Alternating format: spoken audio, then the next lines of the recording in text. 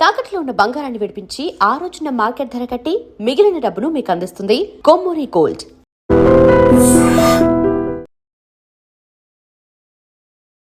నమస్కారం, welcome to I dream. ధర్మ మార్గం విత్ విజిత కార్యక్రమానికి స్వాగతం.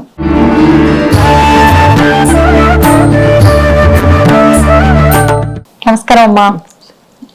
అమ్మ, ఇది అధిక జ్యేష్ఠ మాసం. మరి ఈ మాసంలో మనం ఎటువంటి భగవత్ కార్యం చేసినా కూడా విశేషంగా ఫలితం ఉంటుంది, అంటే విడి రోజుల్లో చేసిన దానికన్నా ఎక్కువగా ఫలితాన్ని పొందుతారు అని చెప్తున్నారు.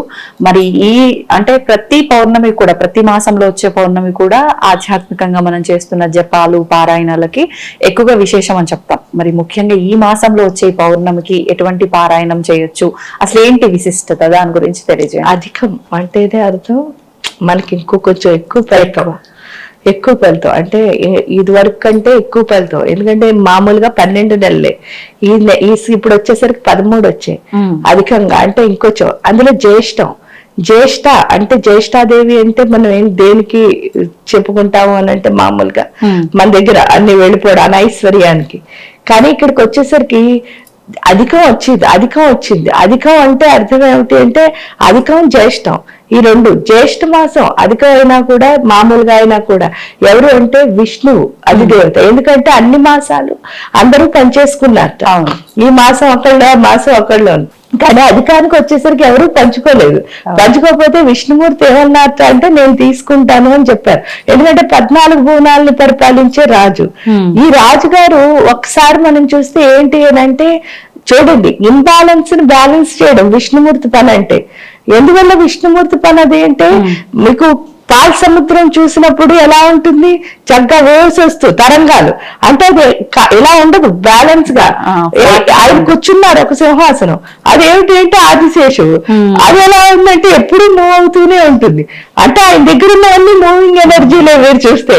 లక్ష్మీదేవిని పెళ్లి చేసుకుంటే లక్ష్మీ అమ్మవారు కూడా ఒక్క చోట స్థిరం లేదు. ఆవిడ ఏం చేస్తుంది, ఒక చోట నుంచి ఒక చోటకి మూవింగ్. కానీ ఇన్ని మూవింగ్ల్లో కూడా ఆయనకున్న శక్తి అంటే మళ్ళీ లక్ష్మీదేవి భార్య. ఆ భార్య ఆయనకి ఇచ్చే శక్తి ఏంటి అంటే ఎన్ని ఇంబ్యాలెన్స్లు ఉన్నా బ్యాలెన్స్ గా ఉండడం ఎలాగో అన్నది. ఇక్కడ ఈ అధిక జ్యేష్ఠ మాసానికి వచ్చేసరికి ఆ ఇంబ్యాలెన్స్ లో బ్యాలెన్స్ ఉండడం మనం నేర్చుకుంటాం. ఎలాగో అని అంటే ఒక బ్రాహ్మణుడు ఉండేవట.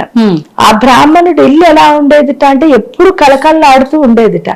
వేదం చదువుకున్నారు చక్కగా. ఆయనకు 3 కొడుకులు, మళ్ళీ 3 కొడుకులు కూడా గొప్ప విద్వాంసులే. ఇంకా అసలు ఆ ఇంట్లో అలా విద్య లక్ష్మి అన్ని తాండవం ఆడుతూ ఉండేవిట. అందరూ హాయిగా ఆనందంగా, అత్తగారి మాట కోడళ్ళు వినేవారు, కోడళ్ళు ఒకరితో ఒకరు ఫ్రెండ్లీగా ఉండే.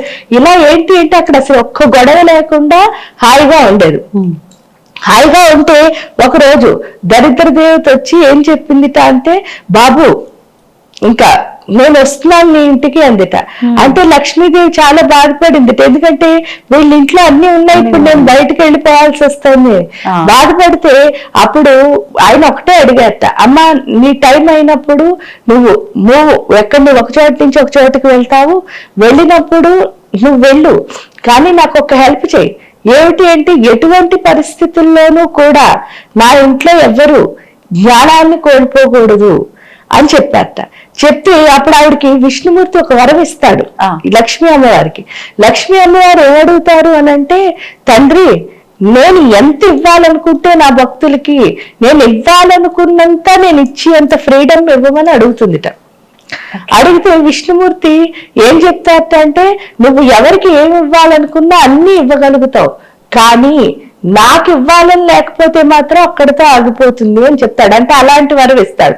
ఆయన ఎప్పుడు ఆపేయాలనుకుంటే అప్పుడు ఆపేయగలిగే వరాన్ని ఇస్తే, అప్పుడు సరస్వతి అమ్మవారు బ్రహ్మగారిని అడుగుతుందిట, విష్ణుమూర్తి లాగా అలా ఆపకుండా నేను ఎంత ఇవ్వాలనుకున్నా సరే అంత ఇవ్వాలి, ఇంక నన్ను ఎవరు ఆపకూడదు. ఆపకూడదు అంటే నేను అంత ఇవ్వగలిగేటట్టు నాకేమిస్తావు అని బ్రహ్మను అడిగితే, అప్పుడు బ్రహ్మగారు చెప్తారట, నువ్వు జ్ఞానాన్ని పంచు, నీ జ్ఞానాన్ని ఎవరు ఆపలేరు, నీకు ఎంత ఇవ్వాలనుకుంటే నీ భక్తులకు అంత ఇచ్చేయి అంటారట.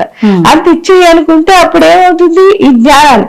అప్పుడు ఆవిడ ఏం చేస్తుంది అంటే సరస్వతీదేవిని, అమ్మ నువ్వు ఇక్కడుండు అని చెప్తుంది. చెప్పేసరికి ఏమవుతుంది అంటే, ఫస్ట్ రోజు ఈవిడ వెళ్తారు, ఆవిడ వస్తారు కదా, మన ఐశ్వర్యం వెళ్తుంది, అనైశ్వర్యం లోపలికి వచ్చింది. లోపలికి రాగానే ఏమవుతుంది అంటే ఫస్ట్ డే వచ్చేసరికి స్నానం చేసి వీళ్ళ యొక్క, ఎందుకంటే జ్ఞానం వదలలేదు కదా, అందుకని ఎవరి సంధ్యావందనం వాళ్ళు అంతా బాగా చేసుకుంటున్నారు. తండ్రి కొడుకులు చేసుకుంటున్న టైంలో అత్తగారు ఏం చేస్తుంది అంటే వంట చేస్తుంది మొత్తం అందరికీ. వంట చేస్తూ ఏం చేస్తుందిట, మొత్తం అన్ని వేసేసి కూర, అమ్మాయి నేను గుడికి వెళ్ళొస్తాను అని పెద్ద కోడలికి చెప్తుందిట. కూర ఒకసారి చూసి తీసేయంటే అప్పుడు ఏం నైవేద్యం పెడతారు కదా ఇంట్లో, మహా నైవేద్యం. అందువల్ల వీళ్ళు ఏం చేస్తారంటే కూరలో ఉప్పు వేసిందో లేదో తెలియదు. అందుకని ఈ పెద్ద కోళ్ళు ఏం చేస్తుంటే కొంచెం ఉప్పు వేసి కలిపి పిల్లలు ఏదో పిలుస్తున్నాను నేను వెళ్తున్నాను అని చెప్పి చిన్న కోడలికి చెప్పి వెళ్తుందిట. వెళ్ళగానే ఈ చిన్న కోళ్ళు వచ్చి అయ్యో అక్క పాప ఉప్పు వేసిందో లేదో తెలియదు అని చెప్పి ఆవిడ కొంచెం ఉప్పు వేసింది, ఆవిడ వెళ్ళిపోయింది. వెళ్ళిపోయిన తర్వాత మూడో కోడల్ని పిలిచి ఆవిడ ఏం చెప్పిందిట, ఏమో పిల్లాడు ఏడుస్తున్నాడు నేను వెళ్తాను చెల్లి చూడంటే ఈ చెల్లి చూసి ఈ చెల్లి కూడా కాస్త ఉప్పు వేసింది. మొత్తం నలుగురు ఉప్పు. అంటే మన ఇంట్లో అనైశ్వర్యం ఉంది అని చెప్పడానికి ఏమిటి అంటే మనం చేసే వంట పదార్థాల్లో ఉప్పు ఎక్కువ అవుతుందిట, మనకు తెలియకుండానే. ఈ ఉప్పు నలుగురు వేసేసారు కదా, వేసేసరికి ఫస్ట్ ఏంటంటే ఆ వేద విద్యలు చదువుకున్న వాళ్ళు ఫస్ట్ మగవాళ్ళు అందరూ కూర్చుని భోజనం చేసిన తర్వాత ఆడవాళ్ళు తినడం అన్నది ఆచారం. ఈ ఆచారంలో తండ్రి కొడుకులకి వరుస క్రమంలో పెడతారు. పెట్టినప్పుడు ఏమవుతుంది అంటే వడ్డను మొదలు పెడతారు. వడ్డను మొదలు పెట్టేసరికి కూర నోట్లో పెట్టుకోగానే ఫస్ట్ మామగారికి అర్థమైపోతుంది ఇంట్లోకి ఆవిడ ప్రవేశించిందని ఆయనకి తెలుసు కదా. ఆ తెలియడం వల్ల ఆయన ఇంకేం మాట్లాడకుండా కూర తినేస్తారు. తినగానే పెద్ద కొడుకు కూడా నాన్న పెద్ద ఆయన ఇంత బాగోపోయినా కామ్గా తిన్నప్పుడు నేను ఎందుకు మాట్లాడాలని పెద్ద ఆయన తింటాడు. తర్వాత రెండోవాడు అన్నయ్య నాన్న తిన్నారు, అంటే జ్ఞానం ఎంత బాగా పనిచేస్తుందో. తర్వాత మూడో ఆయన కూడా అలాగే అనుకుంటాడు, పెద్దవాళ్ళు ముగ్గురు ఏం మాట్లాడినప్పుడు నేను అసలు మాట్లాడకూడదు అని. తిన్న తర్వాతను అప్పుడు ఏమవుతుంది అంటే అత్తగారు కోడళ్ళు అయ్యో నేను వేశానని చెప్పకుండా పొరపాటు చేసి వెళ్ళిపోవడం వల్ల పాపం పెద్ద కోడలు వేసేసి ఉంటుంది అని అత్తగారు తినేస్తుంది. రెండో పెద్ద కోడలు ఏంటి, అయ్యో అత్తగారు వేసిందని నేను వేశానని చెప్పకపోవడం రెండోది వేసింది అనుకుని ఆవిడ తినేస్తుంది. మూడోది లాస్ట్ ఆవిడకు వచ్చేసరికి ఏమవుతుంది అంటే అయ్యో నేను ఎక్కువ ఉప్పు వేసేసాను అని చెప్పి అనుకుని అప్పుడు అత్తగారికి తోటికోడలకి క్షమించమని అడుగుతుందిట. ఏమని అంటే అయ్యో నేను ఎక్కువ వేస్తాను అంటే అయ్యో నువ్వే కాదు నేను కూడా వేసాను అని చెప్తుందిట ఎవరు రెండో కోళ్ళు. ఆ తర్వాత పెద్ద కోడలు నేను కూడా వేసాను అంటుంటా. అప్పుడు అత్తగారు చెప్తారు నేను వేసి వెళ్ళాను, అది చెప్పని పొరపాటు వల్ల ఇలా జరిగిందమ్మా అని. అంటే అలక్ష్మి వచ్చినా కూడా జ్ఞానం అన్నది ఉంటే ఆ ఇల్లు చూడండి. ఎందుకంటే అత్తగారు చూసుకోవా అని చెప్పేసి పెద్ద కోడల్ని తిట్టలేదు.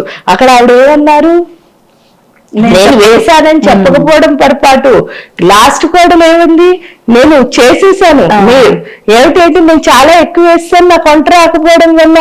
అంటే ఎంత అంటే వాళ్ళ కమ్యూనికేషన్ లో ఒకళ్ళొకళ్ళు ఎంత బాగా అర్థం వాళ్ళని దూషించకుండా ఎవరికి వాళ్ళు నా వల్లే జరిగింది అని అర్థం చేసుకున్నారు. అర్థం చేసుకోవడం ఒప్పుకోవడం. అంటే ఇప్పుడు వీళ్ళంటే వీళ్ళు వేశారు ఆల్రెడీ, కానీ మామగారు ఏమి ఉప్పు వేయలేదు, ఇంకోళ్ళు ఎవరు కొడుకులు ఉప్పులు వేయలేదు. కానీ వాళ్ళు పెద్దవాళ్ళు కాముగా ఉన్నప్పుడు మనం ఎందుకు మాట్లాడటం, వంట తినేయాలి, ఎవరిని బాధ పెట్టకూడదు అన్నది వాళ్ళ, అంటే ఈ రిలేషన్ ఏదైతే ఉందో అర్థం చేసుకునే తత్వం. దానివల్ల గొడవలు రావు. ఏ లక్ష్మణ అయితే పెద్ద యుద్ధం జరిగేది అది విష్ణుమూర్తి లక్ష్మీదేవి మన దగ్గర ఉంటే మనకు వచ్చేది. కాబట్టి ఈ అధిక జ్యేష్ఠ మాసంలో విష్ణుమూర్తి లక్ష్మీదేవి ఉంటారు కాబట్టి మరింత మంచిగా. దానికి తోడు పౌర్ణమి, ఇందాకనే మనం చెప్పుకుంటున్నాం. పౌర్ణమి అంటే ఏంటి అంటే 16 కళలతో చంద్రుడు ఉంటాడు. ఆ చంద్రుడు ఉండటం వల్ల మన మనస్సు చంద్రుడు ఎప్పుడు కనెక్ట్ అయి ఉంటారు. ఎందుకంటే మనస్సుకు అధిపతి చంద్రుడు. ఆ మనస్సుకు అధిపతి చంద్రుడు అవడం వల్ల మనం ఎంత బాగా సాధన చేస్తామో అంత బాగా ఇలా అర్థం చేసుకునే తత్వం అనేది వస్తుంది. కాబట్టి ఎంత బాగా అర్థం చేసుకుంటామో అంత మనం ఇంత ఆనందంగా ఉంటాం. ఎందుకంటే ఆ కుటుంబం అంతా చూడండి ఎంతో ఆనందంగా ఉన్నది. మనం అర్థం చేసుకోకపోతేనే గొడవలు ఏమవుతున్నాం అంటే విడిపోతున్నాం. అర్థం చేసుకుంటే అందరం కలిసి ఆనందంగా ఉంటాం. ఎందుకంటే ఫస్ట్ విడిపోయినప్పుడు హ్యాపీగా ఉంటుంది, కానీ తర్వాత ఏమి ఉండదు. మీకు దానికి ఎగ్జాంపుల్ ఏంటి అంటే అందరం కలిసి ఉమ్మడి కుటుంబాలు ఉండేవాళ్ళం. అవును. ఆ తర్వాత ఎవరి కుటుంబం వాళ్ళకి తెచ్చుకున్నాం. ఇప్పుడు ఆ కుటుంబం కూడా నాకు నచ్చట్లేదని చెప్పి ఎవరికి వాళ్ళు ఉంటున్నాం. అవును. అప్పుడు ఎవరికి వాళ్ళు ఉంటే ఆనందం ఉందా అంటే లేదు కదా.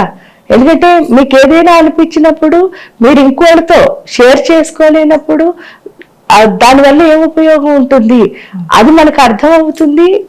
ఏంటంటే ఎప్పుడైతే సాధన అంటే ఇక్కడ ఏం కాదమ్మా, అమ్మ అని అర్థం. ఎప్పుడైతే అమ్మ అది వచ్చిందో, అమ్మకి ఉన్న లక్షణం ఏమిటి అంటే కలపడం. అమ్మ లేకపోతే రాక్షసు ఉంటే ఏమవుతుంది అంటే విడిపోతూ ఉంటాం. ఆ రాక్షసుని తీసేసి తల్లిని తెచ్చుకుంటే కలిసి ఉంటాం.